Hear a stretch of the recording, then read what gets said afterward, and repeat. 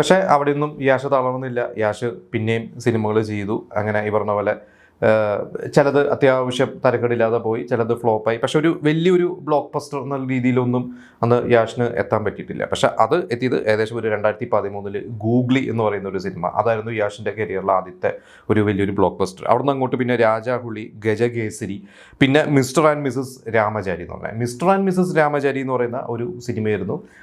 അവിടുന്ന് അതാണ് യാഷിൻ്റെ ഏറ്റവും വലിയൊരു ബ്ലോക്ക് ബസ്റ്റർ. അവിടുന്ന് അങ്ങോട്ടാണ് ശരിക്കും ഒരു വലിയൊരു ടോപ്പ് ഹീറോ എന്നുള്ള ഒരു രീതിയിലൊക്കെ എന്താ എത്താൻ പറ്റിയത്. കാരണം അത് കന്നഡ സിനിമയിൽ തന്നെ ഏറ്റവും വലിയ കളക്ട് ചെയ്ത സിനിമകളിൽ ഒന്നായി മാറി. ഇപ്പോൾ കന്നഡയൊക്കെ ശരിക്കും നമുക്ക് അന്നറിയാം, അന്നങ്ങനെ ഭയങ്കര ഒരു തെലുങ്ക് പോലെയോ തമിഴ് പോലെയോ ഒന്നും അല്ലായിരുന്നു. കന്നഡ അതിൻ്റേതായ ഒരു ചെറിയൊരു ഇതിൽ മാത്രം ഒതുങ്ങിയിരുന്ന ഒരു കാലമായിരുന്നു അത്. അപ്പോൾ മിസ്റ്റർ ആൻഡ് മിസസ് രാമചാരി എന്ന് പറയുന്ന ഒരു സിനിമ ഭയങ്കര ബ്ലോക്ക് ബസ്റ്റർ ആയപ്പോൾ യാഷിന് വലിയൊരു എന്താ പറയുക ഒരു താരമൂല്യം കൂടി. ബിസിനസ് എന്ന ഒരു നല്ലൊരു ബിസിനസ് കൊണ്ടുവരാൻ പറ്റുന്ന ഒരു നടന്ന രീതിയിൽ. പക്ഷെ അപ്പോഴും ഒരു പാൻ ഇന്ത്യൻ ലെവലിലൊന്നും എത്തിയിരുന്നില്ല.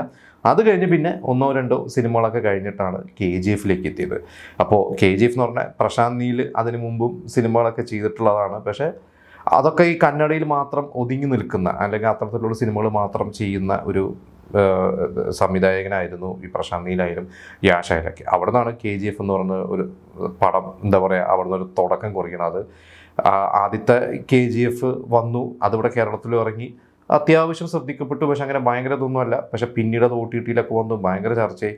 അത് കഴിഞ്ഞിട്ടാണ് KGF 2 വരുന്നത്. KGF 2 വന്നു കഴിഞ്ഞപ്പോൾ നമ്മൾ കണ്ടതാണ്. കാരണം യാഷിന് കേരളത്തിലും കിട്ടിയ ഒരു സ്വീകരണം. എനിക്കൊന്നൊരു KGF-ൻ്റെ ഒരു ഓപ്പണിങ്, അന്ന് KGF-ഉം വിജയുടെ ബീസ്റ്റും ആദ്യം ബീസ്റ്റ് ഇറങ്ങുന്നു, പിന്നെ KGF ഇറങ്ങുന്നു. അതിന് ഒരൊറ്റ ദിവസത്തെ വ്യത്യാസമാണ്. അപ്പോൾ ആ ഒരു സിനിമ ഭയങ്കര റെക്കോർഡ്. എനിക്കൊന്ന് 7.5 കോടി രൂപയാണെന്ന് KGF-ന് ഇവിടുത്തെ കേരള ഓപ്പണിങ് കിട്ടിയത്. പിന്നെ 70 കോടി 60 കോടിയുടെ അടുത്ത് 65 കോടി 70 കോടിയുടെ അടുത്താണ് കേരള ബോക്സ് ഓഫീസിലും അത് കളക്ട് ചെയ്തത്. അത് ഒരു KGF എന്ന് പറയുന്ന ഒരൊറ്റ പടം കൊണ്ടാണ്. അന്ന് എറണാകുളത്ത് ലുലു മാളിൽ KGF 2-ൻ്റെ പ്രൊമോഷനായിട്ട് യാഷ് വന്നു കഴിഞ്ഞപ്പോൾ അന്നാലും ലുലു മാൾ നിറഞ്ഞു കവിഞ്ഞിരിക്കുന്നു.